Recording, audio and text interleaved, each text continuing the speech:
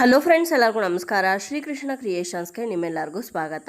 ಇವತ್ತಿನ ಈ ವಿಡಿಯೋದಲ್ಲಿ ಅತ್ಯಂತ ಮಂಗಳಕರವಾದಂತಹ ದಿನವಾದ ಅಕ್ಷಯ ತೃತೀಯ ಈ ವರ್ಷ ಯಾವ ದಿನಾಂಕದಂದು ಬಂದಿದೆ, ಹಾಗೆ ಯಾವ ಸಮಯದಲ್ಲಿ ಅಕ್ಷಯ ತೃತೀಯದ ತೃತೀಯ ತಿಥಿ ಆರಂಭವಾಗಿ ಅಂತ್ಯವಾಗುತ್ತೆ, ಯಾವ ಸಮಯದಲ್ಲಿ ನಾವು ಪೂಜೆಯನ್ನು ಮಾಡಬೇಕು, ಹಾಗೆ ಯಾವ ಸಮಯದಲ್ಲಿ ಚಿನ್ನವನ್ನು ಖರೀದಿ ಮಾಡಬೇಕು ಅನ್ನೋದನ್ನು ಸಂಪೂರ್ಣವಾಗಿ ಇವತ್ತಿನ ಈ ವಿಡಿಯೋದಲ್ಲಿ ನಿಮ್ಮೆಲ್ಲರಿಗೂ ತಿಳಿಸ್ಕೊಡ್ತಾ ಇದ್ದೀನಿ.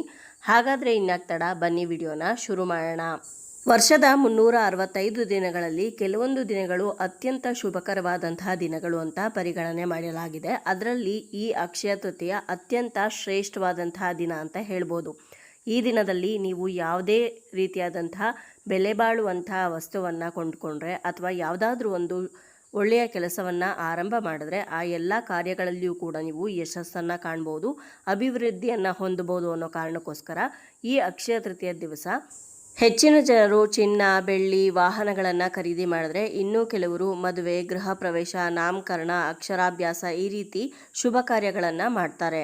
ಹಾಗಿದ್ರೆ ಈ ವರ್ಷ ಈ ಶುಭಕರವಾದಂತಹ ದಿನ ಅಕ್ಷಯ ತೃತೀಯ ಯಾವ ದಿನದಂದು ಬಂದಿದೆ, ಹಾಗೆ ಯಾವ ಸಮಯದಲ್ಲಿ ನಾವು ಪೂಜೆಯನ್ನು ಮಾಡಬೇಕು ಅಂತ ತಿಳ್ಕೊಳ್ಳೋಣ. ಅಕ್ಷಯ ತೃತೀಯ ಈ ವರ್ಷ ಅಂದರೆ 2026ನೇ ಇಸ್ವಿಯಲ್ಲಿ ಏಪ್ರಿಲ್ 19ನೇ ತಾರೀಕು ಭಾನುವಾರದ ದಿವಸ ಬಂದಿದೆ. ಇವಾಗ ತೃತೀಯ ತಿಥಿ ಯಾವಾಗ ಆರಂಭವಾಗಿ ಯಾವಾಗ ಅಂತ್ಯಗೊಳ್ಳುತ್ತೆ ಅನ್ನೋದನ್ನ ತಿಳ್ಕೊಳ್ಳೋಣ. ಅಕ್ಷಯ ತೃತೀಯದ ತೃತೀಯ ತಿಥಿ ಆರಂಭವಾಗುವಂಥದ್ದು ಏಪ್ರಿಲ್ 19ನೇ ತಾರೀಕು ಭಾನುವಾರದ ದಿವಸ ಬೆಳಗ್ಗೆ 10:49 ಆರಂಭವಾಗಿ ಏಪ್ರಿಲ್ 20ನೇ ತಾರೀಕು ಸೋಮವಾರದ ದಿವಸ ಬೆಳಗ್ಗೆ 7:27 ಅಂತ್ಯವಾಗ್ತಾ ಇದೆ. ಇಲ್ಲಿ ಸರಿಯಾಗಿ ತೃತೀಯ ತಿಥಿಯನ್ನು ಗಮನಿಸಿದ್ರೆ ಅಕ್ಷಯ ತೃತೀಯನ್ನು ಯಾವ ದಿನ ಆಚರಣೆ ಮಾಡಬೇಕು ಅಂತ ಗೊಂದಲ ಉಂಟಾಗೋದು ಸಹಜ. ಯಾಕಂದರೆ ಇಲ್ಲಿ ನಮಗೆ ಹೆಚ್ಚಿನ ಪ್ರಮಾಣದ ತೃತೀಯ ತಿಥಿ ಏನಿದೆ ಅದು ಏಪ್ರಿಲ್ 19ನೇ ತಾರೀಕು ಬಂದಿದೆ.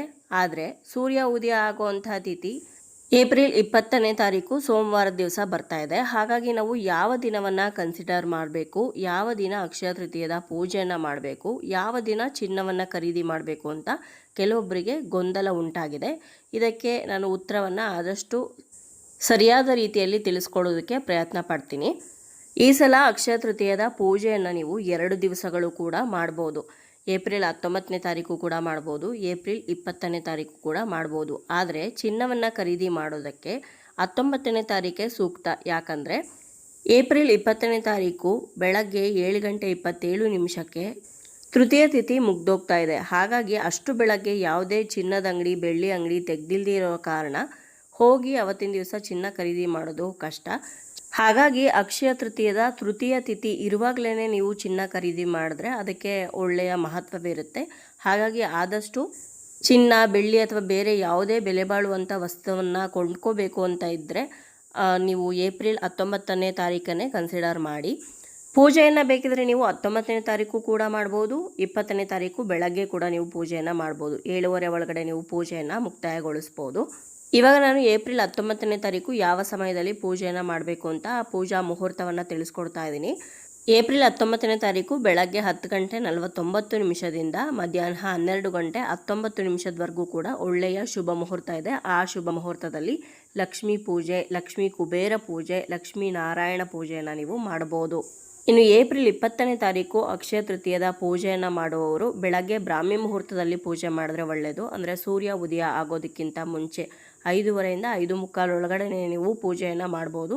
ಅಷ್ಟು ಬೇಗ ಪೂಜೆ ಮಾಡೋದಕ್ಕಾಗಲಿಲ್ಲ ಅಂತಂದರೆ ಬೆಳಗ್ಗೆ 7:15 ಒಳಗಡೆ ನೀವು ಪೂಜೆ ಮುಗಿಸಿದ್ರೂ ಕೂಡ ನಡೆಯುತ್ತೆ, ಏನೂ ತೊಂದರೆ ಇಲ್ಲ. ಇನ್ನು ನೋಡಿದ್ರಲ್ವ ಸ್ನೇಹಿತರೆ, ಇವತ್ತಿನ ಈ ವಿಡಿಯೋದಲ್ಲಿ ಅಕ್ಷಯ ತೃತೀಯ ಯಾವ ದಿನ ಬಂದಿದೆ, ಯಾವ ದಿನ ನಾವು ಚಿನ್ನವನ್ನು ಖರೀದಿ ಮಾಡಿದರೆ ಒಳ್ಳೆಯದು, ಹಾಗೆ ಯಾವ ದಿನ ಪೂಜೆ ಮಾಡಿದ್ರೆ ಒಳ್ಳೆಯದು ಅನ್ನೋದನ್ನು ತಿಳಿಸ್ಕೊಟ್ಟಿದ್ದೀನಿ. ಅಕ್ಷಯ ತೃತೀಯದ ಪೂಜೆನ ಯಾವ ರೀತಿ ಮಾಡಬೇಕು ಅಂತ ಮುಂಬರುವಂಥ ವಿಡಿಯೋಗಳಲ್ಲಿ ತಿಳಿಸ್ಕೊಡ್ತೀನಿ. ಈ ವಿಡಿಯೋ ನಿಮ್ಮೆಲ್ಲರಿಗೂ ಇಷ್ಟ ಆಗಿದೆ, ಉಪಯೋಗ ಆಗಿದೆ ಅಂತ ಭಾವಿಸ್ತೀನಿ. ಇಷ್ಟ ಆಗಿದ್ರೆ ಲೈಕ್ ಮಾಡಿ, ಶೇರ್ ಮಾಡಿ, ಹಾಗೆ ಕಮೆಂಟ್ ಮಾಡಿ. ಹಾಗೆ ನನ್ನ ಚಾನಲ್ನ ನೀವು ಹೊಸದಾಗಿ ನೋಡ್ತಾ ಇದ್ದರೆ ದಯವಿಟ್ಟು ಸಬ್ಸ್ಕ್ರೈಬ್ ಮಾಡ್ಕೊಳ್ಳಿ. ಹಾಗೆ ಪಕ್ಕದಲ್ಲಿ ಕಾಣುವಂಥ ಬೆಲ್ ಐಕನ್ನ ಮರಿದೇ ಕ್ಲಿಕ್ ಮಾಡಿ. ಮತ್ತೊಂದು ಉಪಯುಕ್ತ ಪೂಜಾ ಮಾಹಿತಿಯೊಂದಿಗೆ ನಿಮ್ಮನ್ನ ಮತ್ತೆ ಭೇಟಿ ಆಗ್ತೀನಿ. ಅಲ್ಲಿಯವರೆಗೂ ಧನ್ಯವಾದಗಳು. ಲೋಕ ಸಮಸ್ತ ಸುಖಿನೋ ಭವಂತು.